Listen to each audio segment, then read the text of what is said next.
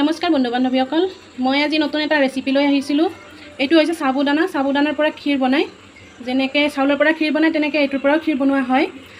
তো এইটো কমচে কম 15-20 মিনিট ভিজাই ৰাখিব লাগে পানী দি কেনে, তেতিয়াহ'লে মানে অকণমান ভাল হয় বনালে।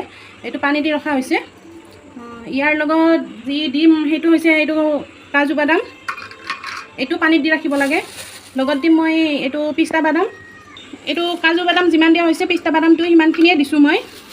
পৰিমাণ হিচাপত কম বেছি কৰিব পাৰি, কিন্তু যিমানখিনি পৰিমাণ মই পানীত তিয়াই ৰাখিলোঁ সাবুদানাটো সিমানখিনি পৰিমাণত এইখিনিও দিয়া হৈছে। এইটো হৈছে অকণমান কেৰাহীটো গৰম হ'বলৈ দিম, তাৰপিছত ইয়াৰ লগত গাখীৰো দিব লাগিব। এতিয়া গাখীৰখিনি গৰম কৰিব নালাগে এনেকৈ, কিন্তু কেৰাহীত অকণমান 4 মিনিটমান কেৰাহীত মানে গৰম কৰিব লাগিব।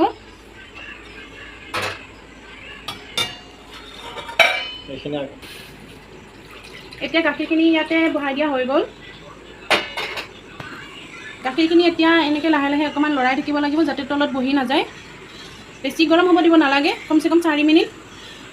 দানাখিনি তলত লাগি যাব পাৰে, সেইকাৰণে অকণমান গৰম কৰি ল'ব লাগে।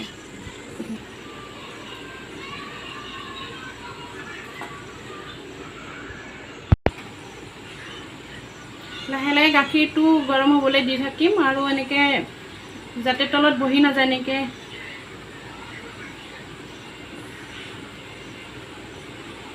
এতিয়া গাখীৰখিনি অকণমান গৰম হৈ গ'ল, মই সাবুদানাখিনি ইয়াত দি দিম।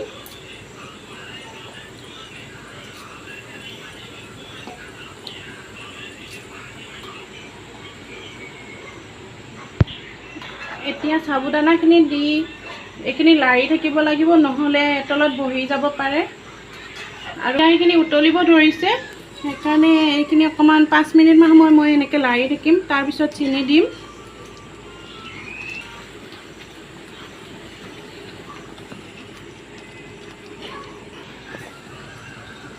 এতিয়া মই পৰিমাণ অনুযায়ী চেনিখিনি দি দিম।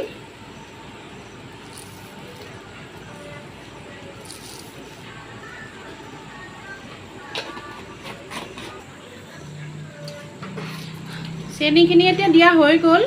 অলপ তলত লাগিব ধৰিছিলে, মানে কমচে কম এনি টাইম লাৰি থাকিব লাগিব যেতিয়ালৈকে নহয়, নহ'লে তলত বহি যায়।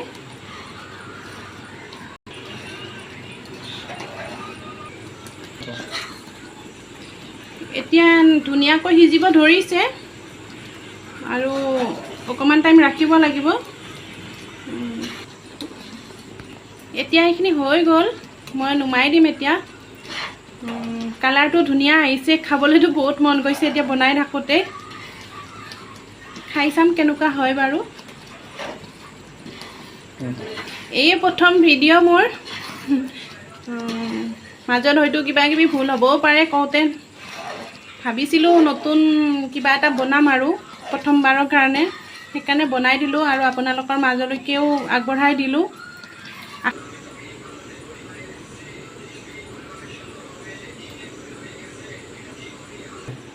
এয়া অলপ বাকিলোঁ এতিয়া। ৰেচিপিটো যদি ভাল লাগিছে প্লিজ আপোনালোকে কমেণ্টত জনাব আৰু। আজিলৈ এৰিছোঁ।